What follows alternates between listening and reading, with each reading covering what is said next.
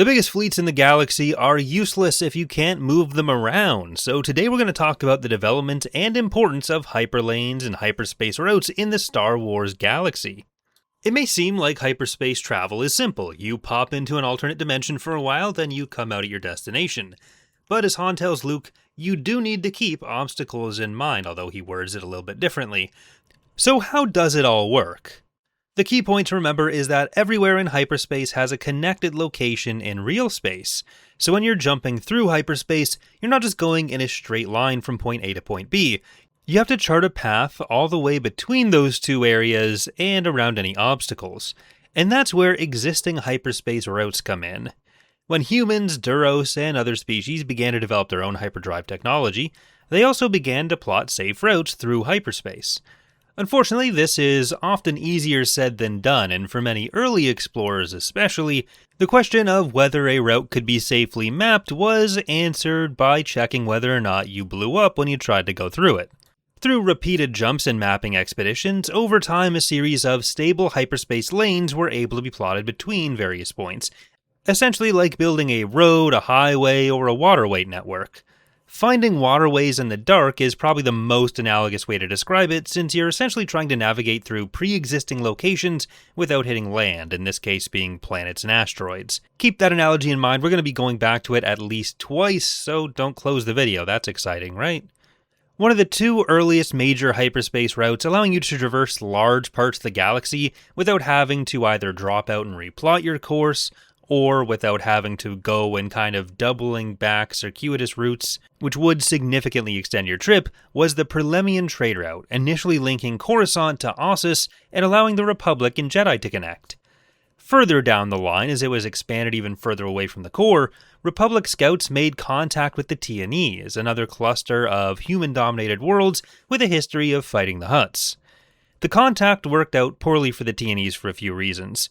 For one, the Hutts believed the Tianese would ally with the Republic to destroy them, and so the Hutts launched a war known as the Devouring to eliminate large chunks of Tianese territory preemptively. Secondly, a few hundred years later, the Tianese launched their own offensive against the Republic in the Tianese Wars, believing the Republic's lack of a standing military would render them defenseless. Like usual with the Republic, they came back from an early military deficit by mobilizing their significant industrial capacity, along with securing the cooperation of the Jedi and even the Hutts, eventually coming out on top.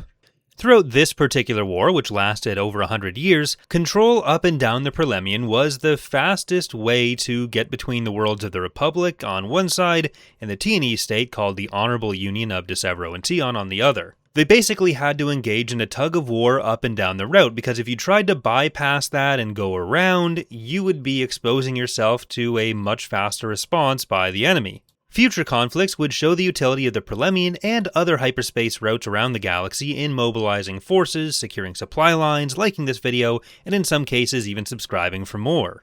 This was just one of the simpler wars because even though there are more local routes around the Prelimian and you could kind of go off in one section, back on in another by following these smaller routes, there was just the one major route back and forth between the Republic and Tion.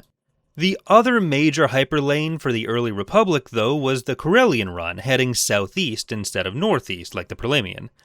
The area between these two lanes was called the Slice, and it was where the most colonization efforts happened in the early Republic, resulting in it being one of the most developed areas in the galaxy, but also one of the most impacted by early galactic wars. All of this also raises the question, though, why not just map the other directions in the galaxy? The simple answer is that the existing routes tended to follow the path of least resistance. As you started to head west of Coruscant, you would run into more unstable hyperspace anomalies. Mapping hyperspace routes wasn't quite as simple as just going somewhere and drawing the path you took to get there. You also have to keep the map up. If you have a particularly clear area that's not prone to changes in astrography, you can make bigger, more stable, more frequently used routes over time. But other areas have essentially a lot more alternate dimension junk drifting around, so even if you find a safe path through by plotting a series of shorter jumps, you can't reliably know that that path will still be safe later. To go back to our analogy of navigating waterways in the dark, it's like going through ice flows. This is at least part of what makes the unknown regions unknown. Species like the Chiss put a lot of work into creating and maintaining maps of their own local areas, but in the Disney canon in particular, for example, they rely less on charts than on Force-sensitive navigators, called Skywalkers, able to sense their way through for each journey, something which would likely mean in both continuities that Force-sensitive navigators had a significant advantage. This kind of thing would also contribute to the safety of the Chiss Ascendancy despite existing in an area full of dangerous species. It's harder to organize massive invasions when you're not sure how to get in or out at any given point. The unknown regions were the worst for this, but it's largely true all over the galaxy, and remember there's two elements to this as an obstacle to mapping. One is how much stuff is in an area to navigate around, and the second factor is how much does all that stuff shift location. Over time, smaller local routes could expand and converge, becoming bigger hyperspace routes. The early Prelimian probably wasn't that much more clear than some of the quote-unquote more modern minor routes. This is what happened with the Hydian Way as well. By the time of the Sith Wars and the Knights of the Old Republic games, some populated planets in the galactic north, like Taris and Telos, had kind of fallen from prominence because they were just too hard to get to compared to the ease of access planets along the developing Prelimian had to the core. In 3705 BBY, Freya Kalia began stitching together local paths like the Selenon Spurs, connecting from Bonadin in the north all the way down to Malastare in the south, and then her work was followed up by Neomoidian explorers taking the route even further and turning the Hydian Way into the first full transgalactic route. Overall, there are 5 particularly major hyperspace lanes: the Prelimian, the Hydian Way, and the Corellian run, which we've talked about already. And then 2 we haven't mentioned, the Rima and the Corellian trade spine in the south. Controlling at least part of these 5 routes were the keys to most galactic wars going forward. They were the easiest access to the core, but they were also the fastest way between any other sectors of the galaxy.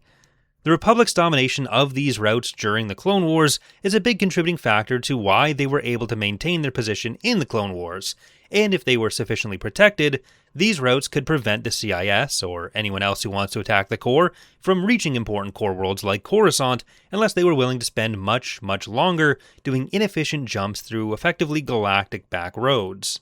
Unfortunately for the Republic, Palpatine furnished Grievous with access to some other secret deep core hyperlanes, allowing the CIS to wreak havoc in Operation Dirge's Lance, and then attack Coruscant itself in the end stages of the war, despite the CIS's typical inability to otherwise make significant progress in conquering down the major hyperlanes. Another common tactic was to mine hyperlanes, destroying unauthorized ships trying to use hyperspace routes they didn't control, which was especially common as a tactic by both sides in the Yuuzhan Vong War.